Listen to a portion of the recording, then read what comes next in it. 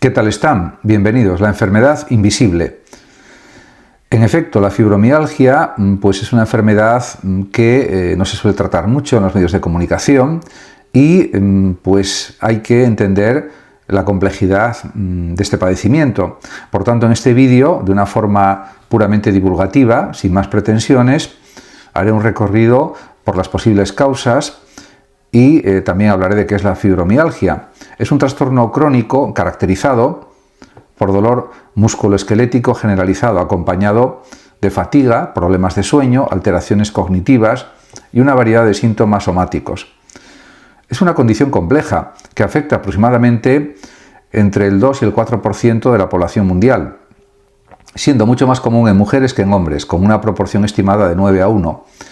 La fibromialgia no es una enfermedad degenerativa, inflamatoria ni autoinmune en el sentido clásico. No destruye tejidos ni órganos, pero tiene un impacto significativo en la calidad de vida del paciente.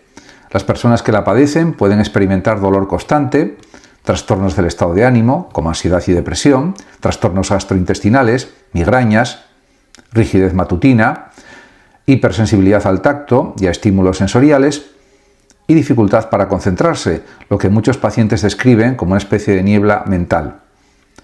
Aunque reconocida por organizaciones médicas internacionales como la OMS desde el año 1992, la fibromialgia sigue siendo mal comprendida y muchas veces subestimada o mal diagnosticada, en parte debido a la ausencia de marcadores biológicos específicos y a su sintomatología difusa.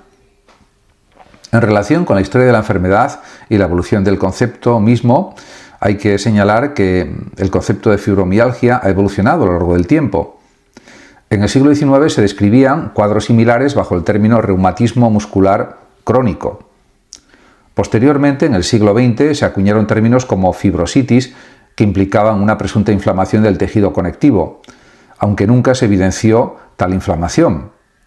Fue en el año 1976 cuando el reumatólogo canadiense Hugh Smith comenzó a definir el síndrome tal como lo conocemos actualmente, basándose en la observación de puntos dolorosos específicos y síntomas generalizados. En 1990, el Colegio Americano de Reumatología estableció criterios diagnósticos oficiales, basados en la presencia de dolor generalizado durante al menos 3 meses y sensibilidad en al menos 11 de 18 puntos sensibles predefinidos.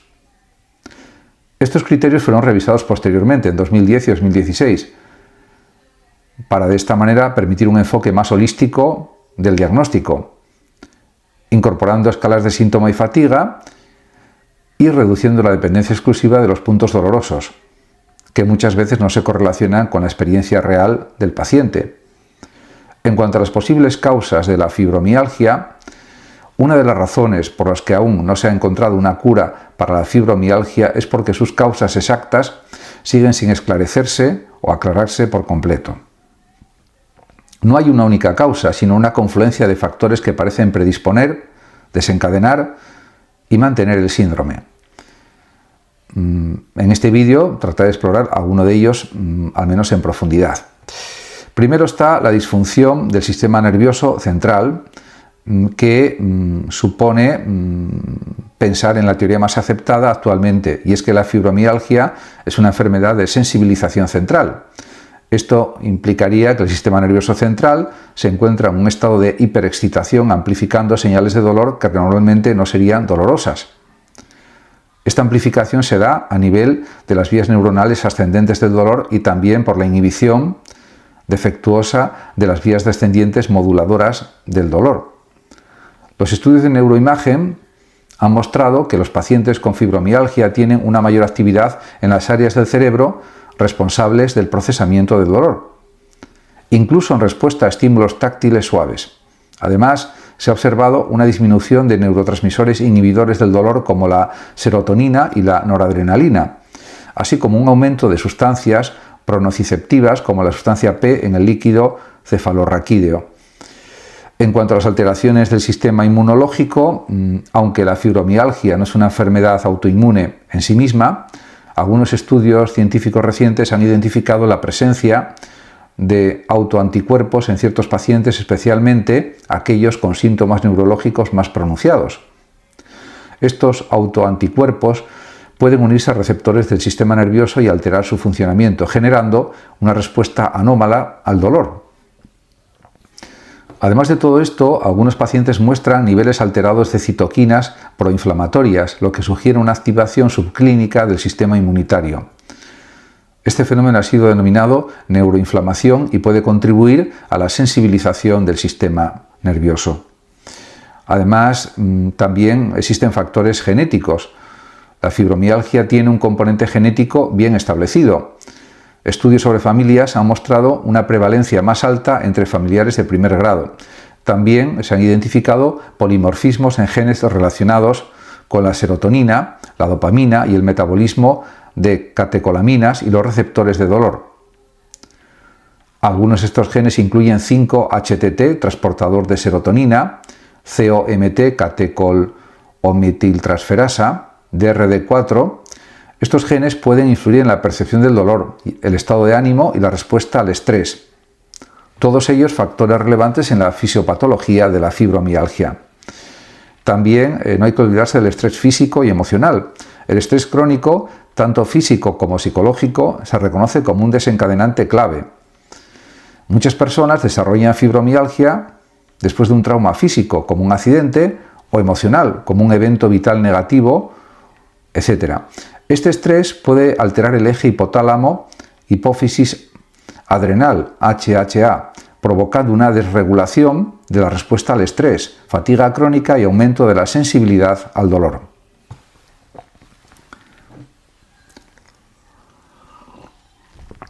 El eje HHA regula la secreción de cortisol y otras hormonas del estrés. En los pacientes con fibromialgia se han observado patrones alterados de secreción de cortisol, lo que puede influir en la fatiga, el dolor y los trastornos del sueño.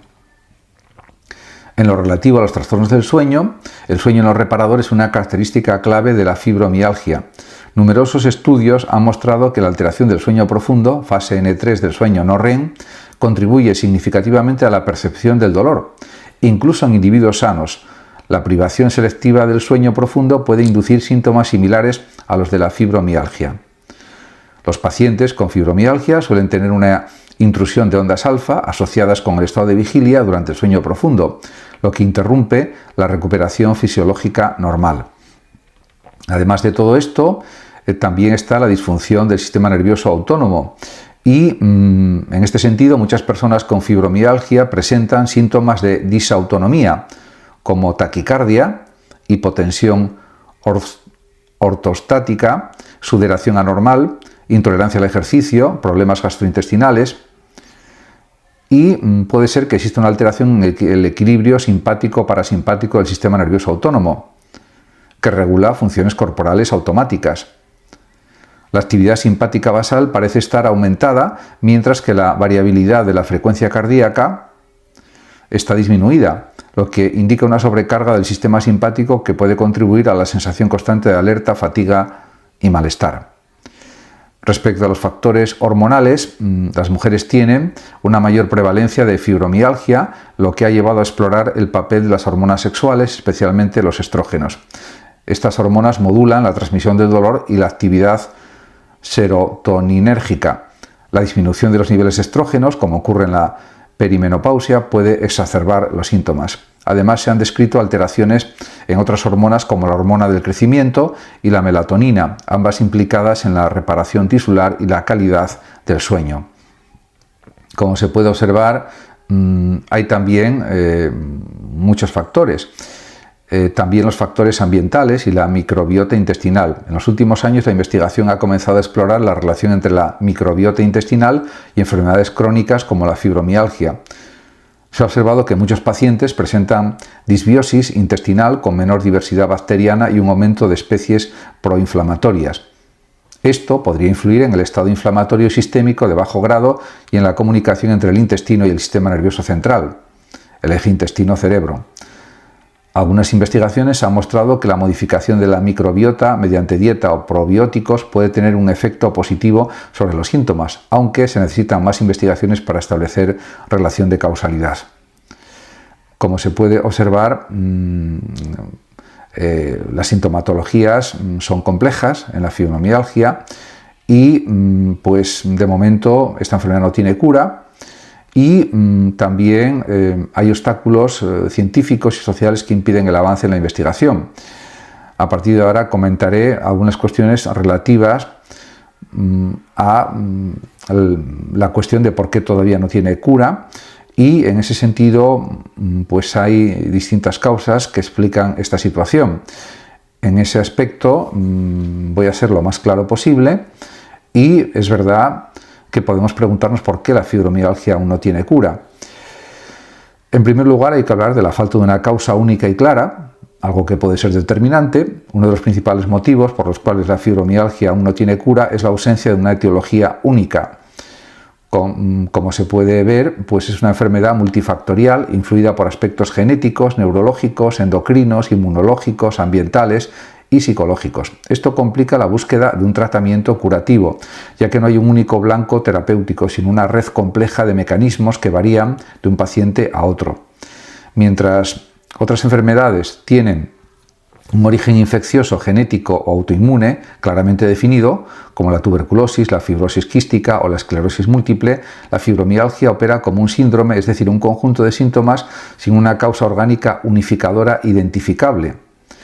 Este tipo de cuadros son más difíciles de abordar clínicamente y terapéuticamente. También hay que hablar de las dificultades en el diagnóstico. La fibromialgia es una de las condiciones más infradiagnosticadas y erróneamente diagnosticadas. Se estima que muchos pacientes pueden tardar entre 5 y 10 años en recibir un diagnóstico correcto, durante los cuales pueden haber consultado numerosos especialistas y haber recibido diagnósticos equivocados, como artritis reumatoide, lupus, ansiedad generalizada o incluso hipocondría. La ausencia de marcadores biológicos específicos es un obstáculo mayor. No existe una prueba de laboratorio o imagen que confirme la enfermedad. Esto no solo retrasa el diagnóstico, sino que también genera escepticismo entre profesionales de la salud que tienden a considerar la fibromialgia como un trastorno funcional, psicosomático o peor aún simulado en algunos casos. Este escepticismo ha perjudicado la asignación de recursos para la investigación y ha afectado profundamente la relación médico-paciente en el contexto de esta enfermedad. Además de todo esto, también hay una falta de homogeneidad entre pacientes, y eso complica las cosas. No todos los pacientes con fibromialgia son iguales. Algunos presentan un predominio de dolor, otros de fatiga, otros de síntomas cognitivos o gastrointestinales. Esta heterogeneidad clínica complica también la investigación de tratamientos eficaces y dificulta la estandarización de los ensayos clínicos. En medicina, desarrollar tratamientos exitosos suele requerir grupos homogéneos de pacientes con síntomas y marcadores biológicos similares. La fibromialgia, en cambio, es un síndrome altamente variable, que puede coexistir con otras enfermedades crónicas como el síndrome de fatiga crónica, encefalomielitis miálgica, síndrome de intestino irritable, migraña crónica, trastornos de ansiedad y depresión, sensibilidad química múltiple. La coexistencia de estos cuadros interfiere con la evaluación del impacto terapéutico de las intervenciones y hace más difícil diseñar tratamientos para todos, tratamientos universales. En cuanto a las limitaciones en los modelos de ensayo animal, con animales, la mayoría de los tratamientos farmacológicos y terapias se prueban primero en modelos animales, antes de ensayarse en humanos.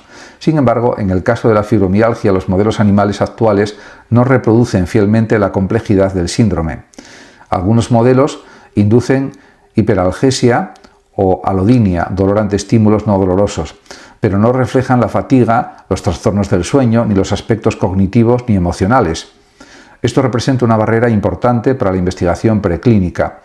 Sin modelos fiables, los estudios preclínicos tienen escasa relevancia translacional.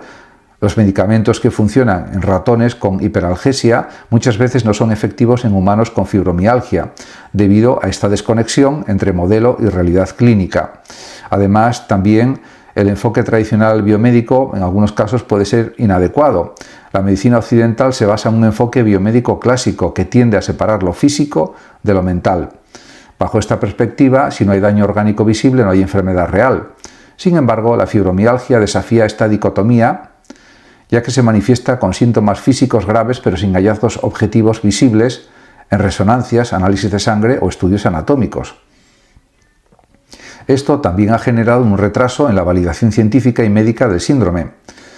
Incluso hoy en día muchos médicos aún no reconocen la fibromialgia como una enfermedad legítima y esto ha tenido consecuencias negativas. Por ejemplo, menor financiación para investigación, escaso desarrollo de biomarcadores, estigmatización del paciente, dificultad para establecer tratamientos estándar.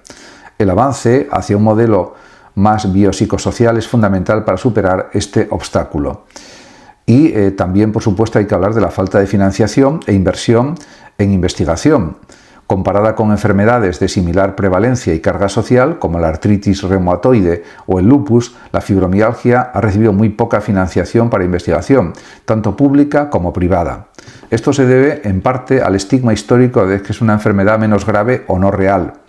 Sin inversión sostenida en investigación básica clínica, es muy difícil avanzar hacia tratamientos más eficaces o curativos. La falta de financiación también impide la creación de centros especializados de referencia, la formación adecuada de profesionales, el diseño de ensayos clínicos multicéntricos, también el desarrollo de nuevas tecnologías diagnósticas. Y de esta manera se puede decir que hay dificultades también en el diseño de ensayos clínicos.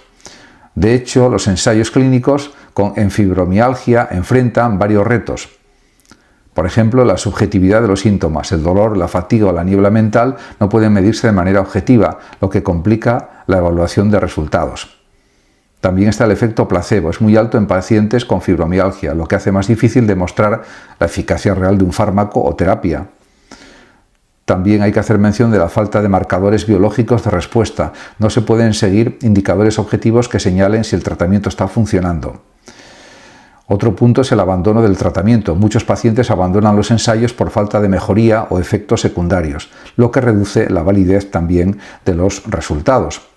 Esto lleva también a que muchos estudios concluyan que los tratamientos actuales tienen efectos modestos o inciertos, lo que desalienta a las farmacéuticas a invertir más en esta área. También hay que hablar del estigma social y médico. La fibromialgia es una de las enfermedades más estigmatizadas del ámbito médico. Se ha asociado erróneamente con debilidad emocional, hipersensibilidad, somatización o falta de resiliencia.